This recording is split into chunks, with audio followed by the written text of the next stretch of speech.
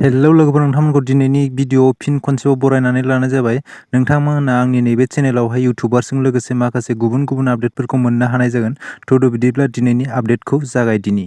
दिनैनि फार्स्ट आपडेटखौ जागायनायनि सिगां आं नोंथांमोननो मोनसे भिडिअ क्लिप देखायग्रोनि। स' नोंथांमोना नैबे भिडिअ क्लिपखौ नायनानै लाग्रो।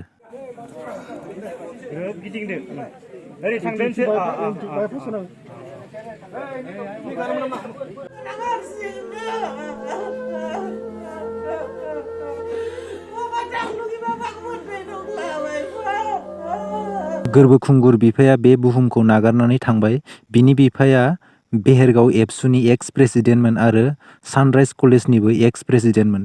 बिथांनि बिफा गोमानायाव हाजासे दुखु मोननाय फोरमायनायजों लोगोसे सोरगोआव आलो गोजोन थाहैनो हाथों बेनिनो आरज गाबो। नेक्स्ट आपडेटआव दङ प्रभजतनिफ्राय। फाइनालि बियो गावनि H2खौ रिपेयार खालामनो हरबाय। आं खिन्थाना होनि, बिनि H2आ 2 माससो सिगाङाव नेपाल राइडआव थांनायाव बिराद गाज्रि एक्सिडेन्ट जादों। बे एक्सिडेन्टआव बिनि फारनैबो आथिङा बायदोंमोन आरो सासे बोराइ मानसिनि जिउबो खहा जादोंमोन।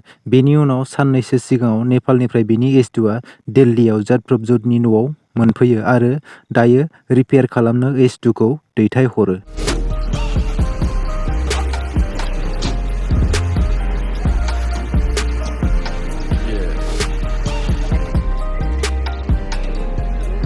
नेक्स्ट आपडेटआव दङ फुजा नार्जारी इउटुब चेनेलनिफ्राय। बेनि चेनेलाव रिसेन्टलि मोनसे भिडिअ होदों।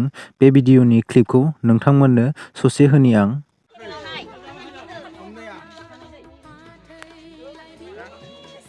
बे भिडिअआव जों नुनो मोनदोंदि सानै हौवा आरो हिन्जावखौ पाथै lai बिसिनानै जुदा खालामनाय। जों बर' समाजाव बेबायदिनो गोबां हौवा हिन्जाव गारलायनाय जाथाया गोदान नङा।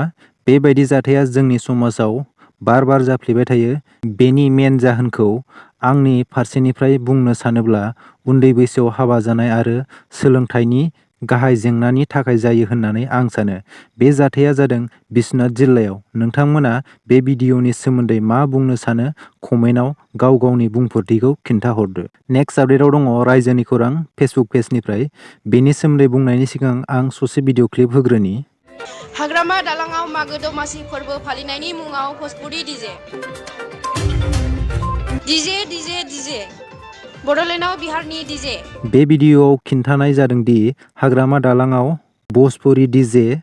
मेन खोथाया बे नङादि जाय बे निउसखौ फरायदों बे कमेन्टारि होनायखौ गोबां मानसिफोरानो मोजां मोनाखै आरो गोबां गाज्रि कमेन्ट होदों। रायजोनि खौरां फेसबुक पेजआव थांनानै नोंथांमोना नायनो हागोन। गोबां मानसिफोरानो कमेन्टआव रायदों। नेक्स्ट आपडेटआव दङ प्रेक्टिकेल बसुमतारी इउटुब चेनेलनिफ्राय।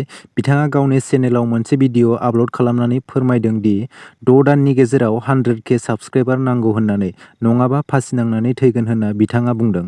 नोंथांमोनहा बे बाथ्राखौ सिरियासलि लानाङा, बिथाङा जास्ट एन्टारटेनमेन्टनि थाखायसो बुंदों। आं बेनिनो ससे भिडिअ क्लिपखौ होनि।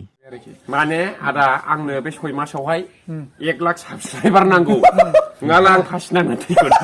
रायजोफ्राबो फाब नांगोन जुदि खालामनांगौ रायजोफोर गावजों गाव। आंनो दिनैहाय जानुवारिनि 22 तारिख, फेब्रुवारि, मार्च, एप्रिल, मे, जुन, जुलाइ लास्ट उइकआव आंनो जेने थेने 1 लाख साबस्क्राइबार नांगौ। नङाला आं फासि नांना थैगोन।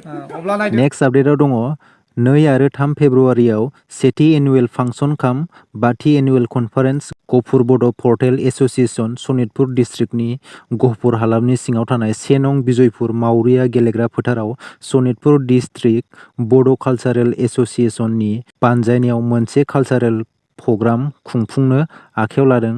बे प्रग्रामाव गाहाय आर्टिस्ट महरै फैगोन होनना अनिल बसुमतारी आरो प्रेक्टिकेल बसुमतारीखौ मिथिनो मोननाय जादों। नेक्स्ट आपडेटआव दङ जेनिया ब्रह्मआ गावनि चेनेलाव मोनसे शर्ट भिडिअ आपल'ड होदों।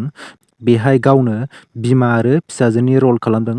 नोंथांमोना नायाखैबा बेनि चेनेलाव थांनानै नायनो हागोन। स' लोगोफोर, दिनैनि आपडेटआ एसेनोसै। नोंथांमोना भिडिअखौ नायनानै मोजां मोनदोंबा लाइक आरो कमेन्ट खालामदो आरो चेनेलाव गोदानब्ला चेनेलखौ साबस्क्राइब खालामनानै खाथिनि बेल आइकनखौबो थुनानै लादो, जाहाथे आंनि गोदान आपडेटफोरा नोंथांमोननिसिम थाबैनो सहैनो हायो।